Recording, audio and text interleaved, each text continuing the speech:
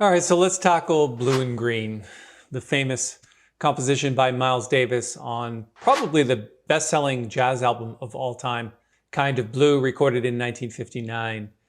And there's a bunch of reasons why, as a jazz piano player, you want to learn this tune. It's a very modal composition. There's lots of space, and it gives you the opportunity as an improviser to expand your voice a bit and play outside of time. I'm going to play the tune for you and then a couple of choruses of solos, and then we're going to discuss the details. I think you should put this as part of your repertoire, and definitely if you have a jazz gig, it's a wonderful composition and there are so many great things about it. I can't even begin to talk about it. So let's just play it first and then we'll talk about it. Let's get going.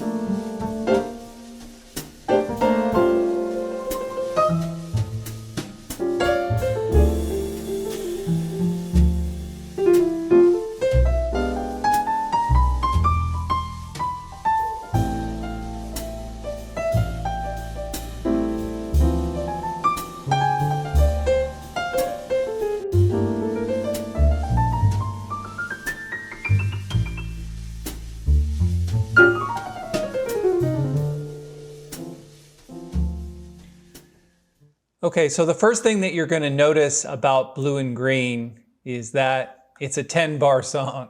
It only has 10 bars. It goes from here to here, which is 10 bars. So not a traditional sort of 32-bar tune or 16-bar tune or even 12-bar blues. It's 10, so a little bit outside the norm. The second thing that you'll notice is that 95% or maybe all of the lead sheets that you'll see for Blue and Green start with a B flat sharp 11 chord.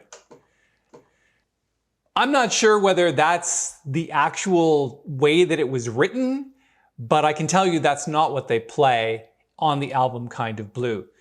You'll notice that the bass line here is written out. So this is the bass. And the reason why it's written out is because I actually lifted it off the album.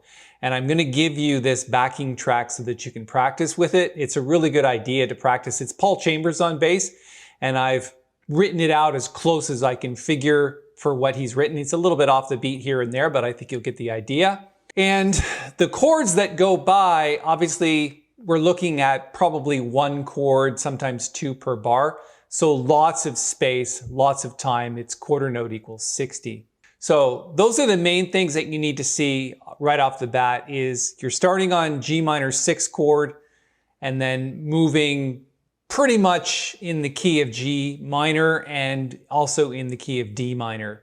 So how do we do this? Well, I think it's probably a good idea just to take a look at the rootless left-hand chord voicings that I'm playing, because there's not a lot of opportunity to play full chords in this. You really need that space and that air. So if you're playing like big chords, I mean, it works in places, but you really need to leave space. So let's talk about the rootless chord voicings so that when you practice this tune with the backing track, that you're soloing in the right hand, just like I did, and you're sort of following the left-hand chord voicing. So let's take a look at the G minor 6 chord first, because I think that's an important place to start. So let's go G minor 6.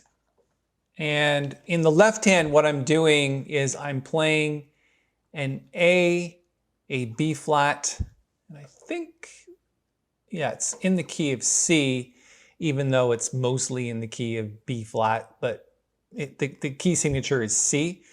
So you've got A, B flat, I just need to put that in there, and then D and E, which is the 6th of the G minor chord. So if this is G minor here, you're adding a 6th to it. And that's such a great sound. It's really a Bill Evans sound, and that's who's playing on the album, where you've got these really close voicings. So kind of cool, right? So that's the first voicing for G minor 7. Let's go over to the A7 sharp 9. And for that, you can substitute, and I'm just going to write it here, A7 sharp 9. You might want to think about it like an E flat 7 chord, and that's basically this. So that's our first inversion, which is 3, 5, 7, and 9. Typically for minor, but instead of playing the B flat, which we don't need, it's the 5th of the chord, we throw in the 13th. So, but in A7 sharp 9, this is the sharp 9, and this is the flat 13.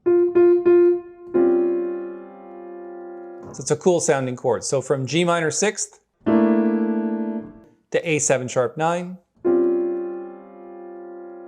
And let's write that out.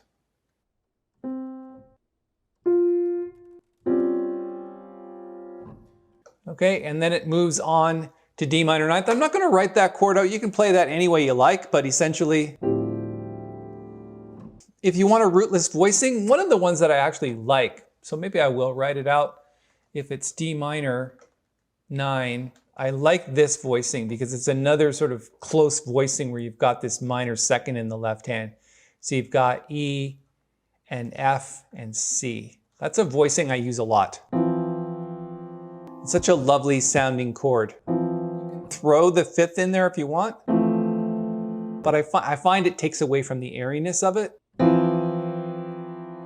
Okay, so moving on, we're going to go, and I think they use the D flat 7 sometimes as a passing chord.